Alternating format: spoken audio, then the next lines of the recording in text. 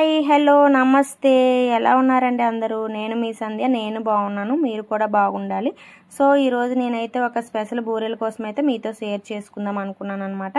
so ఆ బూరెల కోసం అయితే పప్పు మినపప్పు ఇంకా రైస్ అయితే ఒక 5 గంటల ముందు నానబెట్టుకోవాలి 5 అవర్స్ ముందు అన్నమాట ఒక గ్లాస్ మినపప్పుకి 2 గ్లాసుల రైస్ అనేది సరిపోతుంది ఒక 2-3 సార్లు కడిగి పక్కన పెట్టుకోవాలి 5 గంటలు నానాలన్నమాట 5 అవర్స్ నానిన తర్వాత అయితే నేను చూపిస్తున్నా చూడండి పప్పు రైస్ ఇంకా చాలా బాగా నానాయి అన్నమాట ఇది 2 టైమ్స్ కడిగి మళ్ళీ పక్కన పెట్టుకోవాలి తర్వాత ఇప్పుడు మనం పూర్ణం బూరెలు అయితే బూరెల కోసం పప్పు అయితే ఒక 1 అవర్ ముందు నానబెట్టుకోవాలన్నమాట అందరూ శనగపప్పు యాడ్ చేస్తారు నేను శనగపప్పుతో పాటు బొబ్బరి పప్పు కూడా యాడ్ చేసుకున్నా ఎర్ర బొబ్బర్లు అన్నమాట ఇవి రెండు కలిపి బాగా కడిగి ఒక 1 అవర్ ముందు నానబెట్టుకోవాలి ఇప్పుడు ముందుగా మనం కడిగి పెట్టుకున్నాం కదా పప్పు అదైతే దోసల పిండి ఆడుకోవాలన్నమాట మెత్తగా తర్వాత 1 అవర్ నానబెట్టిన తర్వాత అయితే పూర్ణం పప్పు అయితే ఈ విధంగా నానిందండి దీన్ని ఇప్పుడు బాగా కడిగేసుకొని మళ్ళీ ఒకే కుక్కర్లో రెండు కలిపి పెట్టి కొంచెం వాటర్ యాడ్ చేసుకొని విజిల్స్ అయితే పెట్టించుకోవాలి ఒక 4-5 విజిల్స్ పెట్టించుకుంటే పప్పు అనేది బాగా ఉడుకుతుంది అనమాట చూసారా చాలా బాగా ఉడికిపోయింది శనగపప్పు ఇంకా బొబ్బరి పప్పు దీన్ని ఇప్పుడు అడిగిన ఏదైనా వాటర్ అనేది మిగిలిపోతే దాన్ని మనం వడకపెట్టుకోవాలన్నమాట ఈ విధంగా స్ట్రెయిన్ చేసేసుకోవాలన్నమాట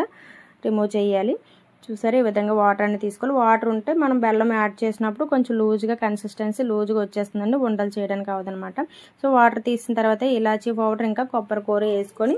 బెల్లం కూడా యాడ్ చేసుకొని బాగా కలిపేసి ఈ విధంగా ఉండలు అయితే చేసుకోవాలి పూర్ణం లడ్డూలు అనమాట మనం ముందుగా ప్రిపేర్ చేసుకున్న దోసల పిండి ఉంది కదండి ఈ పిండిని అయితే ఈ కన్సిస్టెన్సీలో ఉంచుకోవాలన్నమాట పల్చగా ఉండకూడదు కొంచెం చిక్కగానే ఉండాలన్నమాట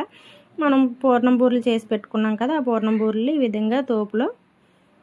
దోసల పిండిలో ఈ విధంగా ముంచుకొని ఈ విధంగా ఆయిల్ బాగా మరిగిన తర్వాత అయితే వేసుకోవాలండి ఆయిల్ బాగా మరిగితేనే బూరెలు అనేది అంటుకోకుండా వస్తాయి అన్నమాట సో బ్రిటిష్ వాళ్ళని సైతం ఆలోచనలో పడేసింది బూరి అంటారండి ఎందుకంటే పూర్ణం అనేది బూరి లోపలికి ఎలా వెళ్ళిందా అని చెప్పేసి బ్రిటిష్ వారు ఆలోచించారంట పూర్వం మన పెద్దవాళ్ళు చెప్తూ ఉండేవాళ్ళు అన్నమాట సో ఈ బూరి అయితే చాలా టేస్టీగా ఉంటుందండి పూర్ణం మనం బొబ్బరి పప్పుతో చేసాం కాబట్టి చాలా టేస్టీగా ఉంటుంది ఒకసారి మీరు కూడా ట్రై చేయండి సో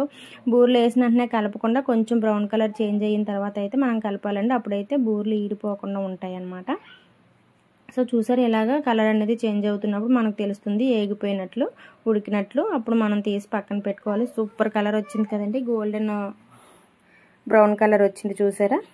సో ఇలా గోల్డెన్ బ్రౌన్ కలర్ వచ్చిన తర్వాత అయితే మనం ఆయిల్లో నుంచి రిమూవ్ చేసుకొని వేరేగా ప్లేట్లో వేసుకోవాలన్నమాట సో ఇలా వేసుకుంటే చాలా బాగుంటాయండి మంచి క్రిస్పీగా వస్తాయి టేస్ట్ కూడా చాలా బాగుంటుంది అనమాట బొబ్బరి పప్పుతో బూరెలు అంటే చాలా బాగుంటాయి చూసారా బూరెలు అన్నీ ఒకేలాగా ఈవెన్గా ఒకే కలర్లో వేగాయి అనమాట సో క్రిస్పీగా కూడా ఉంటాయండి సో మీరు కూడా ట్రై చేయండి చాలా బాగా వస్తాయి అనమాట సో నాకైతే చాలా ఇష్టం అండి ఈ బూరెలు అయితే కొంచెం బ్రౌన్ కలర్లో కొంచెం డార్క్ కలర్ అనిపిస్తుంది కానీ పూర్ణం చాలా బాగుంటుంది please like and subscribe support my channel thank you by by